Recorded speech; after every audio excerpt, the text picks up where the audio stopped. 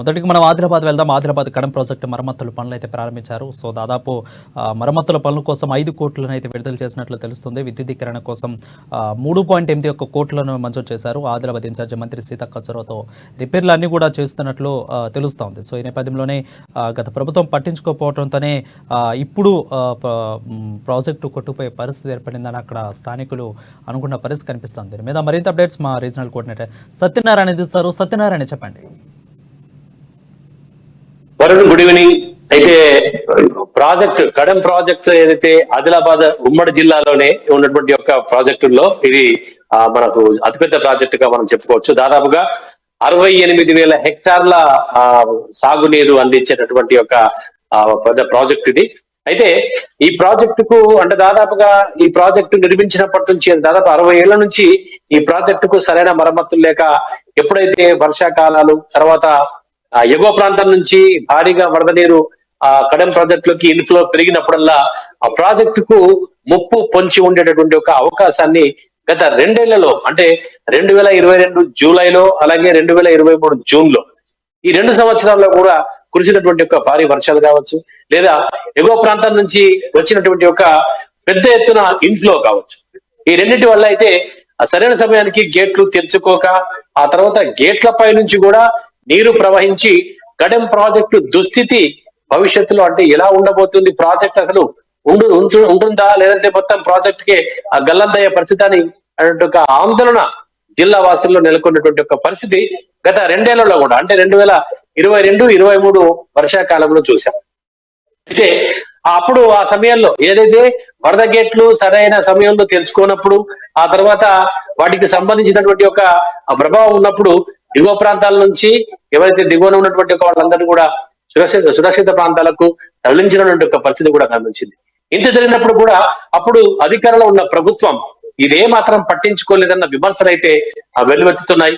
ఎందుకంటే ఎప్పటి నుంచో అంటే అటు ఇంజనీరింగ్ అధికారులు కూడా గత 2 సమయాల్లో కూడా 2022-2023లో కూడా 2 సమయాల్లో కూడా అధికారులకు అంటే ఇక్కడ ఉన్నటువంటి ఒక పాలకులకు ప్రభుత్వ పాలకులకైతే వాళ్ళు ఒక నివేదిక ఇచ్చినట్టుగా మనకు సమాచారం అందుతోంది. వాటి మరమ్మతుల కోసం ఒక దాదాపుగా 5 కోట్ల రూపాయల అవసరం పడతాయన్నట్టుగా వాళ్ళకైతే చెప్పినట్టుగా సమాచారం అందుతోంది. గత ప్రభుత్వానికి ఆ నివేదిక వెళ్ళినప్పుడు కూడా నిధులు మంజూరు కాకపోవడంతో ఏదో ప్యాచ్ వర్క్ పూర్తి చేసి తిరిగి ప్రాజెక్టును అలా వదిలేసినటువంటి ఒక పరిస్థితి. అయితే గతంలో అయితే చాలా భయానకం అంటే గత సంవత్సరం కురిసినటువంటి ఒక వర్షాల వల్ల ఎగువ ప్రాంతం నుంచి వచ్చినటువంటి ఒక భారీ ఇన్ఫ్లో వల్ల ఆ వరద ప్రభావిత ఒక రకమైన భయానక పరిస్థితి అంటే కడెం ప్రాజెక్టు అప్పట్లో వార్తల్లో నిలిచింది. అంటే అసలు ప్రాజెక్టు ఉంటుందా లేదా అనేటువంటి ఒక వార్తల్లో నిలిచింది. అయితే ఎప్పుడైతే కాంగ్రెస్ ప్రభుత్వం అధికారంలోకి వచ్చిన తర్వాత మంత్రి సీతక్క అలాగే ఖానాపూర్ ఎమ్మెల్యే విడమ బొజ్జు ఆ ప్రాంతాన్ని సందర్శించినప్పుడు కడెం ప్రాజెక్టును చూశారు. అయితే అక్కడ ఉన్నటువంటి ఒక ఇంజనీరింగ్ అధికారులతో మాట్లాడితే వాళ్ళంతా కూడా ఆ విషయాన్ని చెప్పినటువంటి ఒక పరిస్థితి. అంటే గత ప్రభుత్వం దృష్టికి వీటి మరమ్మతుల కోసం అయితే తాము ఒక నివేదిక పంపినట్టు. ఎందుకంటే ప్రతి సంవత్సరం కూడా ఈ వర్షాకాలంలో అయితే లేదంటే ఎగువ ప్రాంతం నుంచి భారీగా వరద నీరు పోటెత్తిన సమయాల్లో కడెం ప్రాజెక్ట్ యొక్క భవిష్యత్తు ఆందోళనకరంగా ఉంటుందన్నటువంటి ఒక విషయాన్ని అక్కడ ఇంజనీరింగ్ అధికారులు అయితే సీతక్క ఇటు వాళ్ళ దృష్టికి మంత్రి జిల్లా ఇన్ఛార్జి మంత్రి సీతక్క దృష్టికి తీసుకొచ్చినట్టుగా మనకు సమాచారం అందుతోంది. ఎందుకంటే వాళ్ళు ప్రతి సంవత్సరం కూడా దిగువ ప్రాంతం ఉన్నటువంటి ఒక ప్రజలు అలాగే మిగతా అంటే కడెం ప్రాజెక్టు పై ఆధారపడేటటువంటి యొక్క ప్రజలందరూ కూడా ఆందోళన చెందేటటువంటి ఒక పరిస్థితిని కూడా వాళ్ళ దృష్టికి తీసుకొచ్చినట్టుగా తెలిస్తే మంత్రి సీతక్క చొరవతో అంటే ఇమీడియట్ గా ఆమె ఇటు ముఖ్యమంత్రి రేవంత్ రెడ్డికి విషయం చెప్పడం, ఆ తర్వాత ప్రభుత్వం వెంటనే నిధులు మంజూరు చేయడం, ఆ తర్వాత పనులు అక్కడ చకచక జరిగిపోతుండడం, ఇవన్నీ కూడా కేవలం అంటే ఇక్కడ ప్రభుత్వం తీసుకున్నటువంటి ఒక చర్యలు అంటే గత ప్రభుత్వ నిర్లక్ష్యము ప్రస్తుత కాంగ్రెస్ ప్రభుత్వం యొక్క మంచి పనితనం అనేటటువంటిది ఇక్కడ జిల్లా వాసులు హర్షిస్తున్నారు. ఎందుకంటే కేవలం ప్రభుత్వం ఏర్పడ్డ 100 రోజుల్లోనే తమ కడెం ప్రాజెక్టు గురించి పట్టించుకొని నిధులు విడుదల చేసి కడెం ప్రాజెక్టు మరమ్మతుల కోసం అధికారులు ఒక యుద్ధ ప్రాతిపదికన ఈ పనులు చేపడుతుండడంతో ఆ కడెం ఆయకట్టు కింద ఉన్నటువంటి రైతులు కావచ్చు లేదా ఆ కడెం అంటే ఏదైతే నిర్మల్ జిల్లా ఉమ్మడి ఆదిలాబాద్ జిల్లా ప్రజలు అయితే కడెం ప్రాజెక్టు విషయంలో అయితే చాలా హర్షం వ్యక్తం చేస్తున్నారు. గతంలో అంటే కడెంలో నీళ్లున్నప్పుడు కూడా ఆ నీళ్ళన్ని వృధాగా పోయి ఆ తర్వాత యాసంగిలో నీళ్ళందని పరిస్థితి. ఏవైతే కడెం ప్రాజెక్ట్ యొక్క లక్ష్యం ఉందో ఆ లక్ష్యం నెరవేరని యొక్క పరిస్థితి గతంలో నెలకొంది. ఎందుకంటే ఆ నీరంతా కూడా వృధా పోయిన తర్వాత కడెంలో ఆ పూర్తి స్థాయి నీటి మట్టం అనేది తగ్గిపోవడం, ఆ తర్వాత యాసంగిలో ఆ నీరు విడుదల చేయకపోవడం అనేటువంటిది వరుసగా జరుగుతుంటూ అప్పుడు ఆ కింది పంటలు కూడా ఎండిపోయినటువంటి పరిస్థితి గతంలో నెలకొంది. కానీ ప్రస్తుతం ఈ యొక్క కడెం ప్రాజెక్టుకి మరమ్మతులు చేపడుతుండడంతో అలాంటి పరిస్థితి ప్రజెంట్ అయితే మనకు కనబట్టలేదు.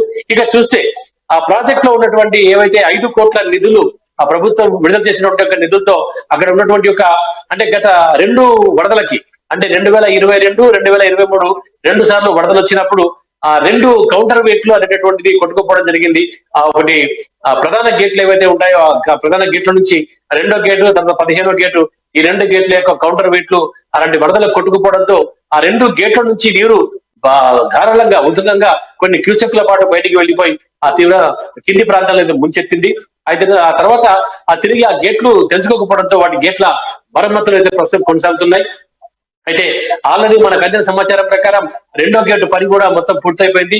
ఇక ఏదైతే మరొక గేటు 15 ఉందో అది కూడా అధికారులు అయితే పూర్తి చేస్తున్నారు. దాంతో పాటుగా ఏవైతే ఈ 2 గేట్లతో పాటు ఉన్నటువంటి ఒక 17 గేట్ల మరమ్మతులు కూడా ఆ అధికారులు అక్కడ దగ్గరుండి మరి పర్యవేక్షిస్తూ చేపడుతున్నారు. వాటితో పాటు అక్కడ ప్రాజెక్టుకు సంబంధించి ఏవైతే రోలర్స్, తర్వాత ఇంక్లాండ్స్, తర్వాత ప్రెస్ ప్లేట్స్, ఆ స్పిల్వే గేట్లు, ఆ తర్వాత వీటికి సంబంధించి రక్షణ గోడలు, ఇవన్నీ టోటల్ గా ఈ యొక్క 5 కోట్ల నిధులతో హైదరాబాద్ కు చెందినటువంటి ఒక ప్రైవేట్ సంస్థకి, కన్స్ట్రక్షన్ సంస్థకి అప్పగించినట్టుగా మనకు సమాచారం అందుతుంది. అంతేకాకుండా ఇది ఈ జూన్ లోగా అంటే ఏదైతే తిరిగి వర్షాకాలం ప్రారంభమయ్యేలోగానే ఈ పనులను కూడా పూర్తి చేయాలని ఆ ప్రభుత్వం కూడా అధికారులకు వాళ్ళ ఆదేశాలు కూడా ఇచ్చినట్టుగా మనకు సమాచారం అందుతుంది.